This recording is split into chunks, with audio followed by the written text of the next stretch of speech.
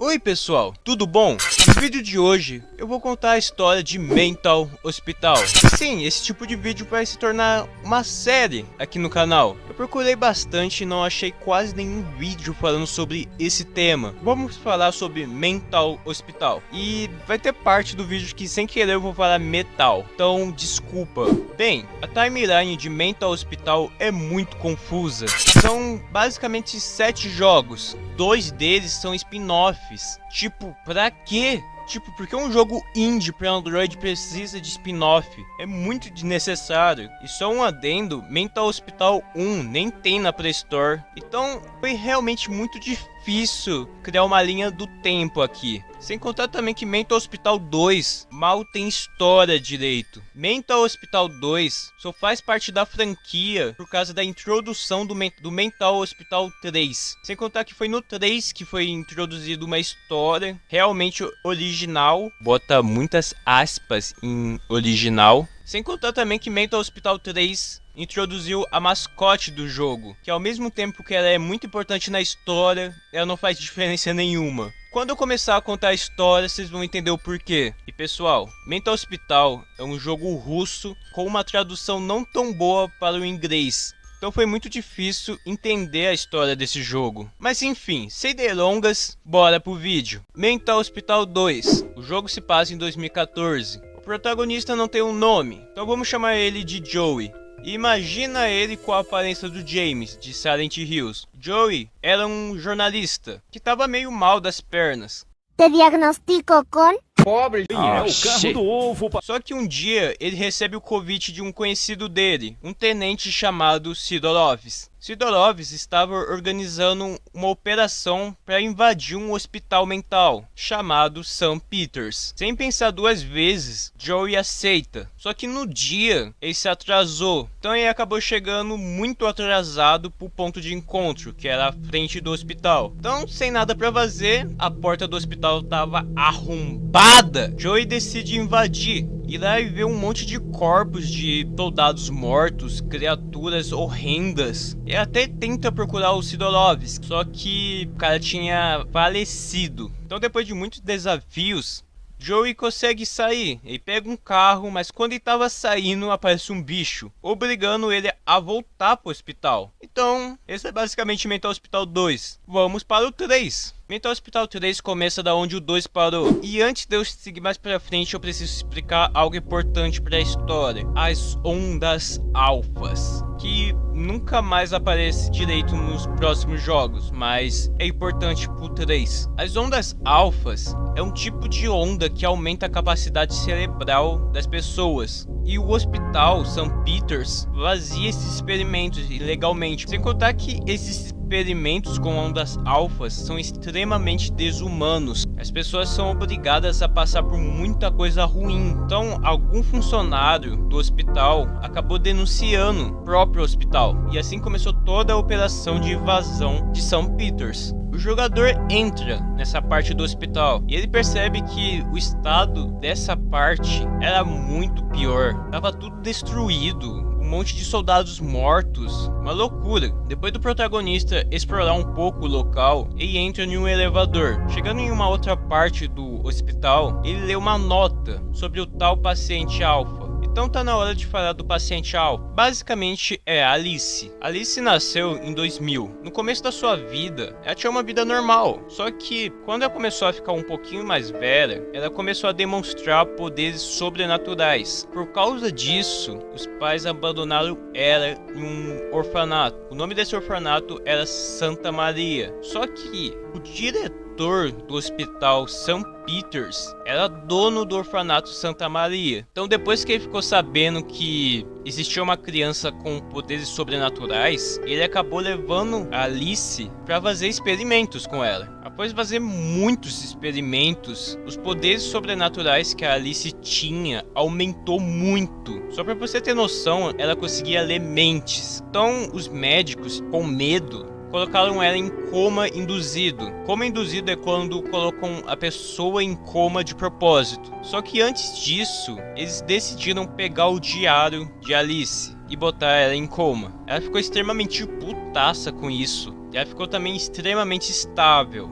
Então a pele dela começou a se escurecer e um dia ela simplesmente acorda do coma e mata todo mundo, todos os funcionários e pacientes, transformando eles em monstros, em coisa bem pior. E foi isso que aconteceu com os soldados. Eles foram mortos ou pelos monstros ou pela Alice. Assim que você lê essas notas, a Alice te ataca. E eu não entendo essa parte, mas parece que ela divide a sua alma em pedaços. Logo depois você tem que sair explorando o necrotério, procurando a sua alma e itens importantes. O jogo vira Dark Souls! E bom, quando você tá bem perto de sair, Alice te ataca e te mata. Triste. E esse é basicamente Mental Hospital 3. Agora nós temos um problema. Eu fiquei basicamente 2 dias montando a timeline de Mental Hospital. Tava tudo perfeito, até eu jogar Mental Hospital 6. Daí tudo que eu fiz foi pro saco. O problema é que eu não sei onde colocar Mental Hospital 6. A continuidade da franquia é destruída por causa desse jogo. Quando você analisa a história de Mental Hospital 6, ele parece que se passa entre o 3 e o 4. Mas quando você analisa tudo que tem no jogo, parece um remake de Mental Hospital 3. O foda é que a história também é destruída.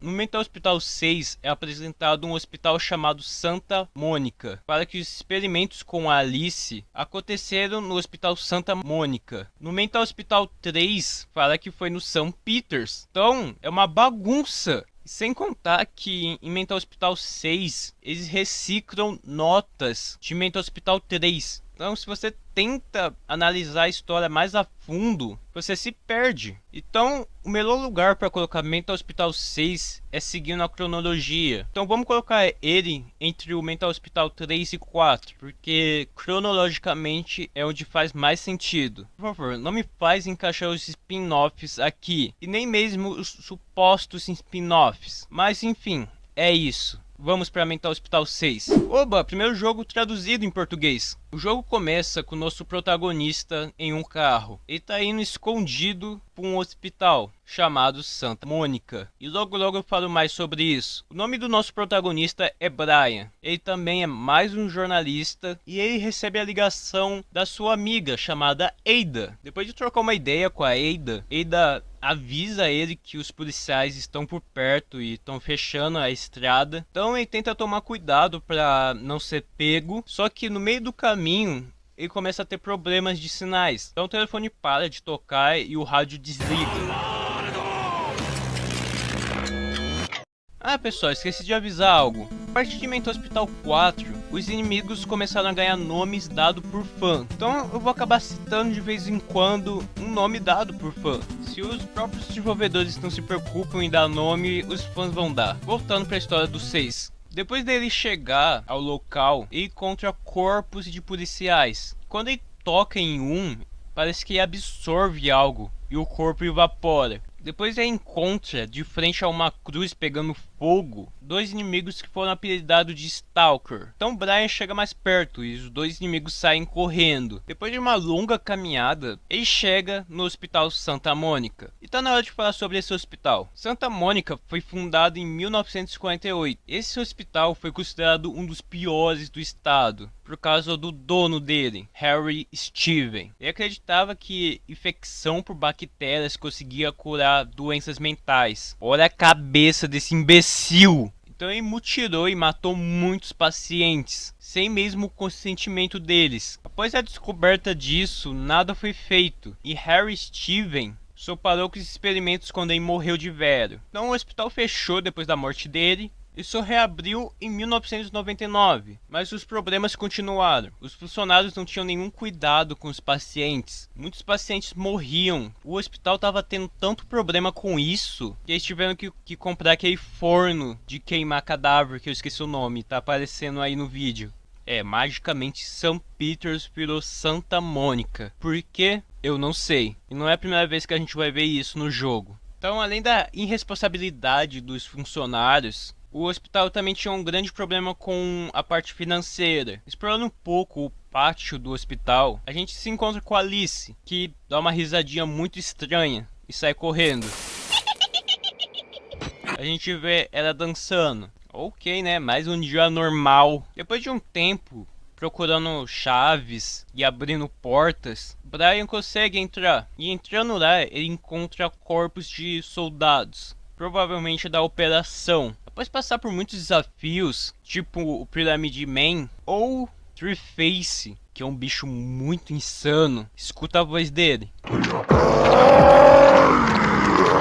A gente acaba achando o diário de Alice. Quando nós estamos quase indo embora, aparecem duas opções: devolver o diário ou levar. Levando o diário, tu morre, fazendo um final ruim. E deixando o diário, tu acorda em um hospital. Calma, calma, hospital normal.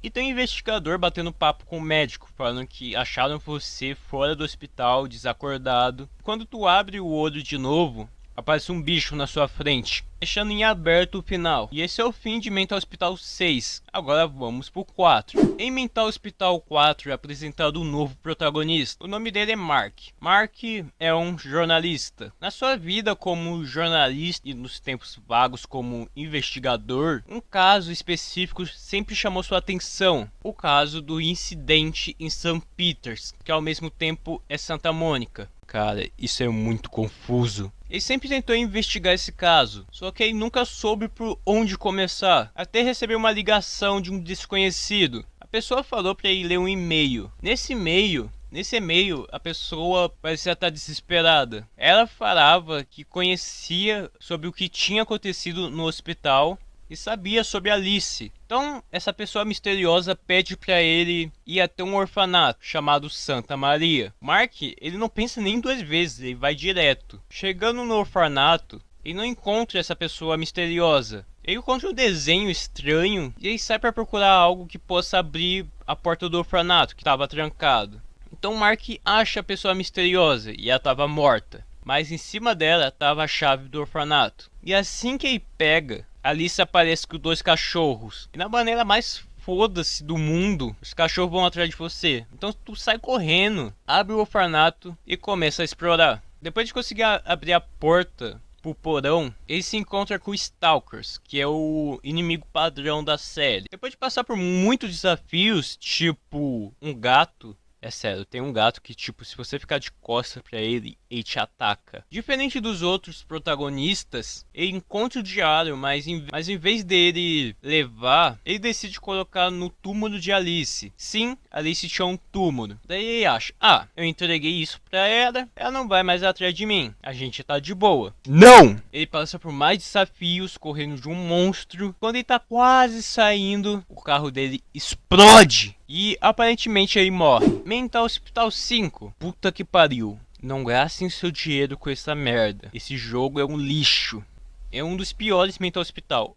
Tá aqui a lista dos melhores Mental Hospital. Além de ser um jogo muito caro, ele é mais curto do que os jogos normais. Mas enfim, quando eu começar a falar dele, tu vai entender o porquê. E apresenta erros absurdos na história. Sem contar que a Alice tá na capa do jogo. E ela nem aparece. Aqui você joga com o irmão do Mark. Então vamos chamar o irmão do Mark de Jack. Jack passou um ano inteiro investigando o caso do irmão. Então ele já sabe tudo sobre Alice. Jack parte para uma aldeia. Por quê? Não sei. Esse jogo foi tão mal feito que eles traduziram Alice para Alice. E não estão falando de outro personagem. Os caras erraram o nome do mascote do jogo. O bicho mais importante da história, eles erraram o nome. Quando o Jack chega na aldeia de noite, tá tudo abandonado. Só tem uma cruz pegando fogo. Então ele vai até um prédio. Sim, tem um tipo de prédio no meio da aldeia. Chegando nesse prédio, ele tenta abrir, só que não consegue. E o jogo fala que precisa de um pé de cabra. Então depois de fugir dos Stalkers, ele pega o pé de cabra. E quando ele vai abrir, Jack é atacado por um inimigo do jogo dá muita importância. Só que ele não dá nenhuma informação sobre o que é esse bicho. Esse bicho aí é Alice ou Alice? Porque o jogo tá dando tanta importância pra ele. Mas enfim, os fãs chamam ele de Blood Mouth. Então, depois de ser atacado, nosso protagonista acorda em um necrotério dentro de um hospital. Depois de um pouco de exploração, a gente é perseguido por um inimigo chamado Doll. E esse Doll te mata com um hit. E é um bicho muito chato de fugir. Então, depois dele fugir desses bichos, passar por mais desafios, tipo um homem com motosserra. Jack encontra a câmera do seu irmão. Então você acaba ganhando duas opções: sair do hospital ou achar o seu irmão. Saindo do hospital, tu morre. Procurando seu irmão, tu se fode mais. Então, depois de ser guiado pelo Bloodmount, eu, quando joguei, achei que ele tinha se tornado do bem. Você encontra seu irmão pegando fogo. Isso até me lembra algo. Então Jack é assustado com isso e acha o diário da Alice e morre pelo Bloodmount. E é isso, pessoal. Essa é basicamente a história de Mental Hospital, de todos os Mental Hospital. E é realmente triste, cara. Mental Hospital tinha muito potencial para ser um jogo foda, mas dá pra ver que o desenvolvedor não quer focar na história, e sim em fazer um jogo de terror. Foi muito difícil espremer a história desse jogo, mas foi o que deu pra fazer. Obrigado por assistir até aqui. Se gostou, deixa o seu like, isso vai me ajudar muito. Se gostou mais ainda, se inscreva, isso vai me ajudar muito. A gente tá quase com 1000 inscritos. E eu tinha prometido um especial de 100 inscritos há um mês atrás. Eu agradeço muito vocês. Tchau.